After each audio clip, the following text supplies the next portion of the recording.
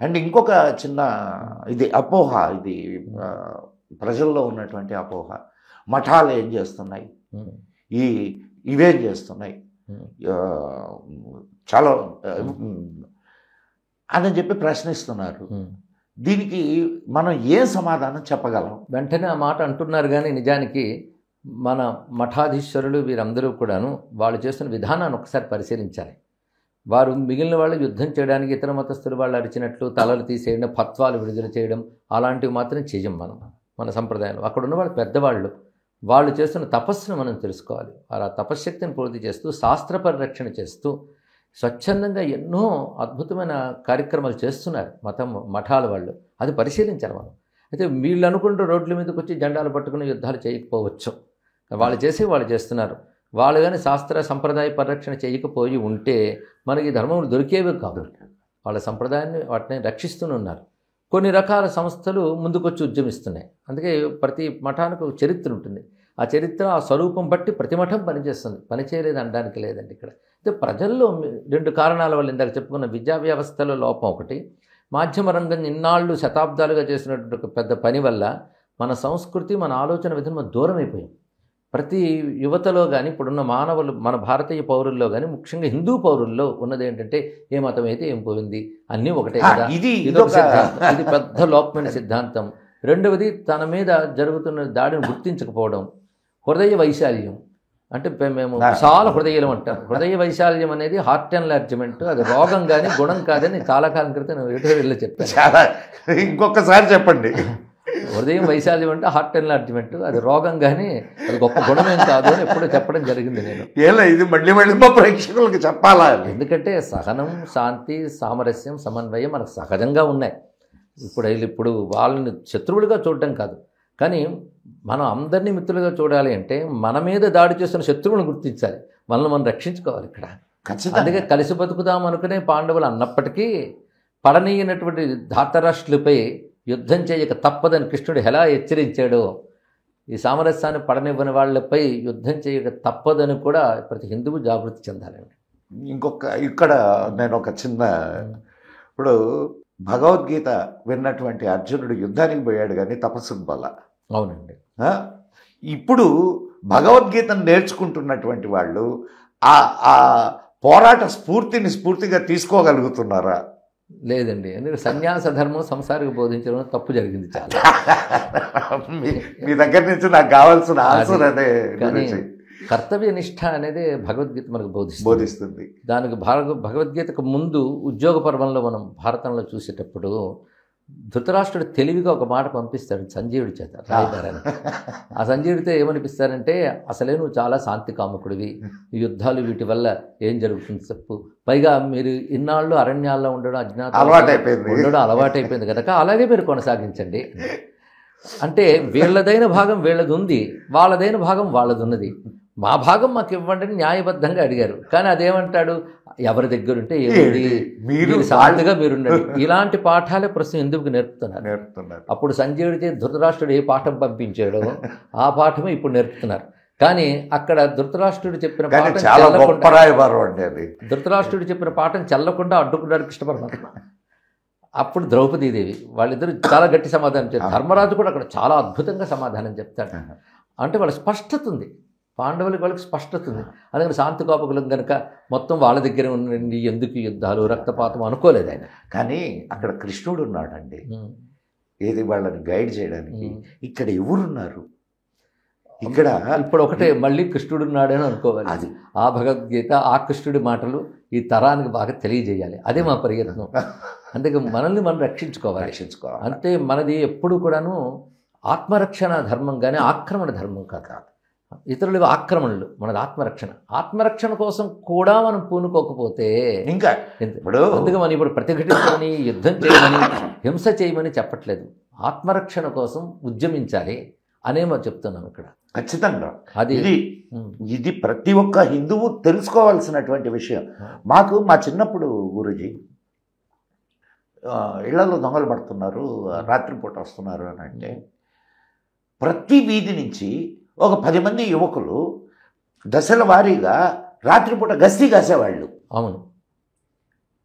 ఈరోజు నీ కొంప మీదకి వస్తున్నారా, నీ ఇంట్లో ఆడబిడ్డని ఎత్తుకుపోతున్నారా, నీ సంపదను దోచుకుంటున్నారా అంటే కూడా మేల్కోవడం లేదు అని అంటే, పక్కన బంగ్లాదేశ్ జరిగినప్పుడు మనం హెచ్చరికగా ఉండాలని జ్ఞానం రాలేదు. అక్కడ జరిగితే మనకి ఇక్కడ జరుగుద్దా? అంతే కదా, ఈ దేశంలో కూడా కొన్ని రాష్ట్రాల్లో కొన్ని ప్రాంతాల్లో జరుగుతూనే ఉన్నాయి.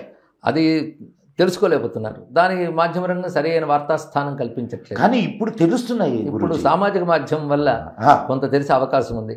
దాన్ని బట్టి జాగ్రత్త పడాలి మనం పరిరక్షణ కోసం.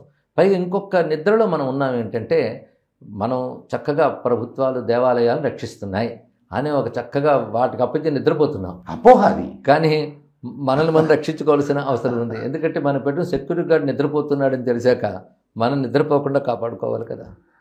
కానీ ఇప్పుడు నిద్ర లేస్తున్నారు గురూజీ. ఇప్పుడు అన్ని రకాలుగా ఏ ఒక్క వైపు నుంచో ఏది జరగదు. అన్ని రంగాలలో ఉన్నటువంటి వాళ్ళు కాస్త అందరినీ మేల్కొల్పడానికి ప్రయత్నం చేస్తారు. అదే ధర్మంలోనూ గొప్పతనం అండి. అనేక దాడులు ఎన్ని జరుగుతున్నప్పటికీ కూడా జీవిస్తోంది అంటే ఎప్పటికప్పుడు దీన్ని పునరుజ్జీవింపజేసే ఒకనొక శక్తి సనాతన ధర్మంలోంచి వస్తుంది. ఒక్కసారి 1000 ఏళ్ల చరిత్ర చూస్తే భయంకరమైన దాడులు జరిగాయి. ఆ దాడులు కూడా మహాత్ములు ఎంతమంది వచ్చారో. కానీ ఇంకా ఇప్పుడు చూడండి, అంటే మన ధర్మం గొప్పతనం, ఇస్లాం కానీ క్రిస్టియానిటీ కానీ ప్రవేశించినటువంటి దేశాలు ఒక 25 సంవత్సరాలు 50 సంవత్సరాలు 100 సంవత్సరాల్లో పూర్తిగా మారిపోయినాయి. అలాంటి దాడులే ఇక్కడ జరిగాయి. కానీ కాపాడబడిందంటే మనం తెలుసుకోవాల్సిన మన పూర్వీకులు దీన్ని ఎలా రక్షించుకున్నారని వాళ్ళకి దండం పెట్టడం అక్కడ. అందులో జిజియా పన్ను అండ్ ఒక్కసారి నేటి తరానికి తెలియాలండి. తెలియజేస్తే వీళ్ళు ఏమంటున్నారంటే ద్వేషాన్ని రెక్కెత్తిస్తున్నామన్నారు. కానీ చరిత్రను మర్చిపోయి చరిత్రని తుంగలో తొక్కవలసిన బాధ్యత ఇప్పుడు అటువంటి పరిస్థితి నేడు వస్తే ఏంటి చేస్తారు తెలియాలి కదా. ఆ చరిత్ర ఇప్పుడు తెలియాలి. ఆ తెలియని ద్వేషం పెరగదు, అది ద్వేషం పెరగదు. పైగా ఎవరి వల్ల జరిగిందో దాని వారసులుగా ఉన్నటువంటి వాళ్ళు అయ్యో మా వల్ల తప్పు జరిగిందని జాతి క్షమాపణ చెప్పాలి. అది తప్పు అని అనిపిస్తే కదా అది వాళ్ళకి అది గొప్ప అని కదా ఇప్పుడు వాళ్ళకి అది అనిపించేలా చరిత్ర రాయాలి, చరిత్రను రాయాలి. వాళ్ళకి అది అనిపించి క్షమాపణ కూడదు. ఉదాహరణకి అమెరికాలో రెడ్ ఇండియన్స్ని కిరాతకంగా సంహరించి వాళ్ళు అక్కడికి వచ్చారు. తర్వాత వాళ్ళు తెలుసుకుని జాతికి క్షమాపణ చెప్పారు. అలాగా మా వల్ల జరిగింది వాళ్ళు క్షమాపణ చెప్పాలి. కానీ వాళ్ళు క్షమాపణ చెప్పనివ్వలేదు. వాళ్ళు చేసిన పని సమర్థించే వాళ్ళు ఇప్పటికీ తయారై ఉన్నారు. పైగా సెక్యులర్ చెప్తున్నటువంటి భారతదేశంలో మతం పేరు ఒక పార్టీ ఉంది, మనందరికీ తెలుసు. ఆ పార్టీ చేస్తున్న పనితీరులు మనకు తెలుసు. వాళ్ళకి అవకాశం ఇస్తే మళ్ళీ ఒక ఔరంగజేబుని ప్రతి ఊర్లో పెట్టగలరు. వాళ్ళు అంత నరహంతకులు ఎదురు చూస్తున్నారు వాళ్ళు. అది కాదు వచ్చింది వాళ్ళ బేసు రజాకార్ నుంచి కదా. అవును కదా. వాళ్ళలో ఆ నరహంతక మెంటాలిటీ ఉన్నది. వాళ్ళ మత వ్యాప్తి కోసం, వాళ్ళ మతాన్ని స్థాపించడం కోసం ఎవరినైనా సంహరించడానికి సిద్ధంగా ఉన్నారు వాళ్ళు. అన్ని చోట్ల మౌనంగా మోహరింపజేసి ఉన్నారు. ఆసేతు సీతాచలం ప్రతి క్షేత్రంలో కూడా వాళ్ళు మోహరించి ఉన్నారు. వాళ్ళు మన క్షేత్రాల వల్ల వచ్చే ఆదాయాల వల్ల బ్రతుకుతూ అక్కడ వ్యాపారులుగా ఉంటూ అక్కడ తిరుగుతూ దెబ్బతీయడం సిద్ధంగా ఉన్నారు, పొంచి ఉన్నారు.